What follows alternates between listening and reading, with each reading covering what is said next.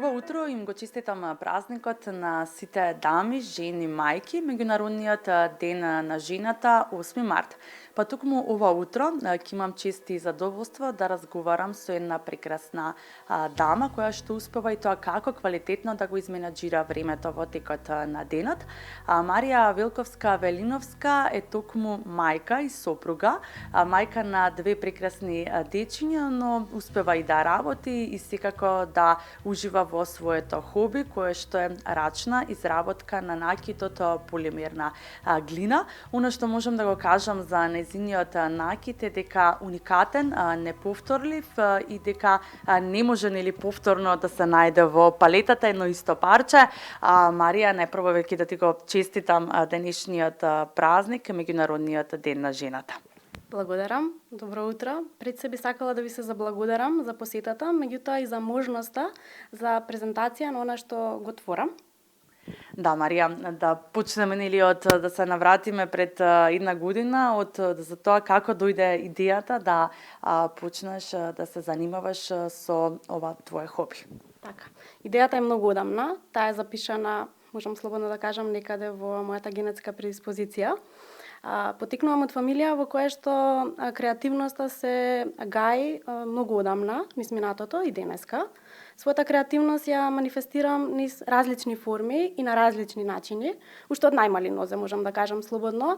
Значи, уште во училишните денови, потоа секако во домот, во семејството, низ играта со своите деца, меѓутоа и во својата професија, па се до изработка на нешто што е уникатно и различно, изработка на накит.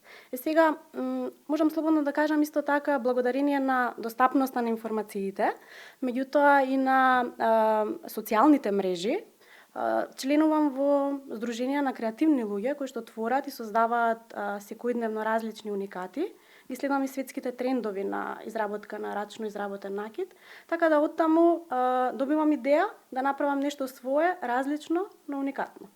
Така, каков беше првиот накит што го направи? Како изгледаше и процесот и колку ти беше задоволна од самиот финален продукт? Така. Изработката на накит е навистина процес на учење. Посебно глината бара совладување на одредени вештини и знаења за да направите финален производ. Да бидам искрена, ако направам паралела, односно споредба со она што денес го имам и тогаш, можам да кажам дека и тогаш идејата беше оригинална, меѓутоа квалитетот сосема поразличен. Како што напоменав, тоа се учи, процес на учење. Имам парчиња накит кои што ги изработив на почетокот, кои што не се доволно добро испечени, се кршат или пак не сум ги премачкала со некој премаз кој што е соодветен на глината, меѓутоа низ процесот сето тоа се совладува. Марија, она што можев јас да го погледнам во твојата палета, навистина бев воодушевена како секако и овој брош кој што го носам во моментов. Од каде се црпиш инспирација за секое парче да биде толку уникатно и својствено на еден одреден начин? Така. Изработката на накит кој што зрачи љубов го прави човек кој што мора да биде полн со љубов. Морам да кажам дека целата мотивација и инспирација е моето семејство. Марија, какви се материјали употребуваш во текот на изработката на накит? Вака, за да го направам да биде квалитетен накитот, секако дека користам високо квалитетна полимерна глина, таква користам. Исто така користам соодветни лепила, соодветни премази. Тоа се премази кои што се нанесуваат на крајот кога имаме финален производ, за да биде така уникатен и убав, меѓутоа да биде и траен. Користам и различни фолии кои што исто така се применуваат и се ставаат во самата глина. Сега кога се работи со полимерна глина, неминовно е да се користат и калапи. Знаете исто како со пластелинот. Меѓутоа тука јас повторно се повикувам на својата креативност. Многу малку имам купено готови калапи. Најчесто тоа го правам со материјали кои што ги имам низ домот, просто кажано, за да направам пример форма срце, користам празна лименка од сок, ја сечам и правам форма на срце. Да, оно што можевме да го забележиме тука во твоето работно каче каде што се твориш дека да токму ги користиш необични работи кои што ти се наоѓаат по дома, не се оние стандардни калапи кои што можат да се најдат низ маркетите. На колку време ти е потребно да се изработи еден брош, на пример ваков каков што го имаме сега овој? Така. Значи, кога работите нешто со љубов и уживате, времето навистина не може баш да се измери, бидејќи почнувам да работам и почнувам да уживам. Се зависи од комплексноста. Значи, имаме брошеви кои што имаат повеќе детали, имаме брошеви кои што се со помалку детали.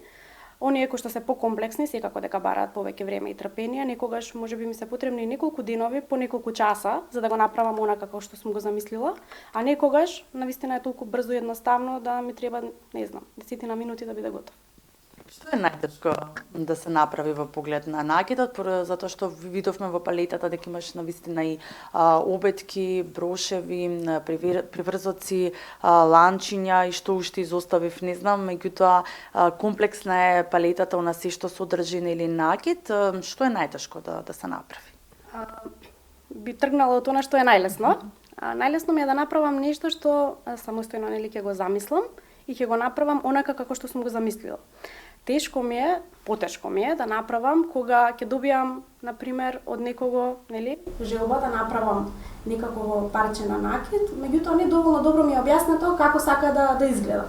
И сега, бидејќи се трудам и сакам нели барањето да биде направено онака како што нели се е замислено, понекогаш ми е тешко да ја реализирам идејата ако навистина добро не ја презентирам истото.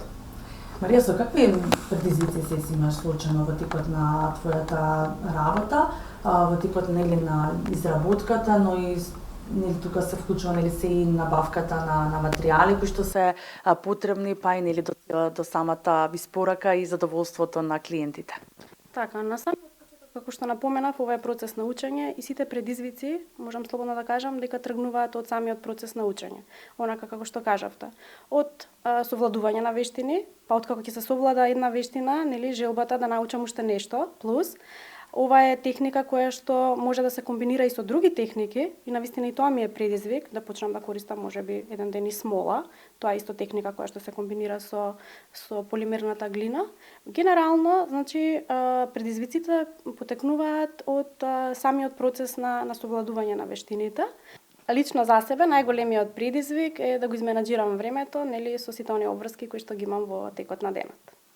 Марија, колку луѓето кај нас во Македонија сакаат и поддржуваат рачна изработка на накид, нели покрај тоа што нели тебе ова ти е само хоби за забава, навистина произведуваш многу уникатен накид кој што верувам дека секоја девојка би сакала да го носи на себе. Да. Следејќи дека секојдневно нели се појавуваат креативни луѓе кои што творат и креираат производи кои што ги пласираат на пазарот, верувам дека има и потрошувачи кои што ги купуваат. Сметам дека во Македонија се цени изработката на рачен накид. Лично за себе и за своите пријатели, нели кои што го имаат веќе накидот кој што го изработувам, можам да потврдам дека навистина знаат и го вреднуваат, ја вреднуваат рачната изработка. Марија, навистина ти благодарам за одвоеното време и што не прими вака во твоето топло работно катче каде што го создаваш овој уникатен и необичен, но и неповторлив накид. Ти благодарам уште еднаш и ти посакувам навистина во иднина уште многу успешни приказни вакви да иствориш и да создаваш уште многу повеќе дела кои што ќе ги красат секако дамите во Македонија. Јас ви благодарам уште еднаш што дојдовте, нели што ме посетивте и што направивте презентација на што го творам, но на крајот би сакала да напоменам нели дека сите ова е мое хоби. Се занимавам со една многу посериозна професија. По професија сум специјален едукатор и рехабилитатор, значи професија која што е хумана и секако дека и во неа може да се искористи како креативноста. Меѓутоа оваа презентација денес сакам да ја искористам и да ја пренасочам во еден повик да направам една комбинација помеѓу професијата и хобито, односно да повикам 5 девојки кои што ќе се јават од ранлива категорија да направам накид за нивната матура или полуматура. Да, навистина убаво од тебе, хумано пред се, нели секако ќе ги поканиме сите оние кои што ќе имаат потреба затоа што престојат да матурските вечери или пак некоја девојка за полуматура, можат да се обратат токму кај тебе на твојот профил на социјалната мрежа Инстаграм, да те побараат и таму да ти пишат, секако без злоупотреба, буквално на некоја девојка која што навистина е потребно, а не може да си дозволи. Задоволство ќе ми биде и навистина ќе биде изработено со многу љубов. Марија, ти благодарам уште еднаш и секако за овој хуман гест кој што го направи, секако ќе можете да се пријавите на незината Инстаграм страница на Марија Велиновска, токму таму да ја најдете и на оние девојки кои што им е потребен накид, може да се обратите токму кај Марија, како што спомена и таа самата, незината професија е хумана, работи како специјален едукатор и рехабилитатор, но сепак си наоѓа време во текот на денот да ужива во своето хоби кое што ја прави секако посреќна, но и повеќе да ужива во животот.